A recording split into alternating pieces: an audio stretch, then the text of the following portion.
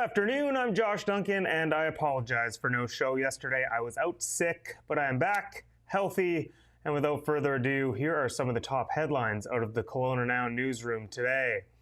A Kelowna music venue says it's investigating all opportunities to ensure guests receive the best possible experience at shows after a sold-out concert was cancelled due to sound quality concerns over the weekend.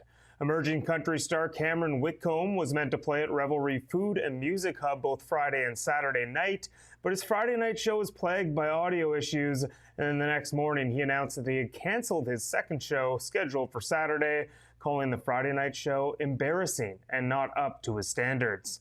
The venue blamed third-party contracted audio-visual company on the issues, but claimed the show resumed without any further challenges on Friday after a brief stoppage to fix the sound. A statement from Revelry said the team was beyond disappointed that Whitcomb's Saturday show was cancelled.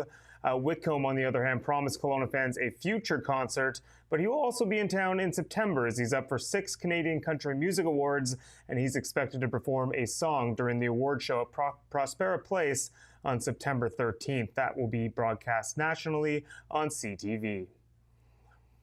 A recently retired Okanagan woman is planning to do some traveling after winning a life-changing $500,000 playing extra on Lotto 649. Valerie Hoth scored the massive jackpot from the July 19th draw and said she was left in shock after checking her ticket while grocery shopping at Save On Foods. She gathered her wits and told her children, who were just as shocked as Mom was. Hoth says she's excited to use the money to travel during retirement and is eyeing Disneyland, Hawaii, and Mexico as possible destinations. The woman killed after being hit by a car during the Okanagan Granfondo earlier this month has been identified, and a fundraiser to support her family has raised over $15,000. The GoFundMe, started by Amanda Coots on behalf of the family, calls 49-year-old Ava Choi a fire dragon through and through. In Chinese astrology, the fire dragon is associated with people born in 1976, like Choi, and symbolizes passion, vitality, ambition, and leadership.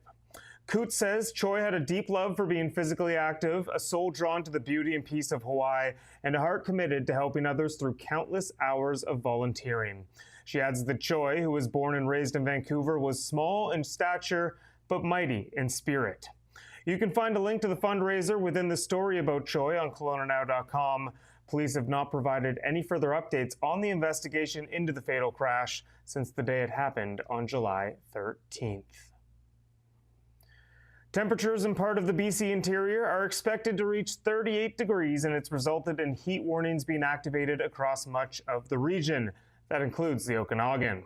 Environment Canada says the heat is being brought on by a ridge of high pressure and is expected to ease by Friday, while mid to high 30s is typical and ideal summer heat for some. Health authorities warn of a moderate risk to some members of the public, including seniors and those with pre-existing health conditions.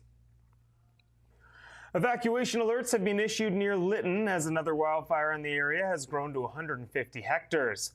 It's only for a handful of properties right now, but the Lytton First Nation and Scuppa First Nation are both being threatened by the blaze. Cliff Chapman from the BC Wildfire Service says crews are being challenged by heat, terrain, and wind while fighting this fire, but he's confident the right resources are on the job. The Wildfire Service is able to devote more resources than it might usually get to at this time of year due to a quieter than expected fire season so far, but activity expected to pick up in the coming days as the summer heat settles in and dry lightning enters the forecast. Finally, in sports news, the Kelowna Rockets announced today that Jari Stoesser has cleared WHL waivers and he will not return to the club next season. The goaltender was acquired by from the Red Deer Rebels last November, and much like the entire Rockets team, he struggled greatly in his time in Kelowna.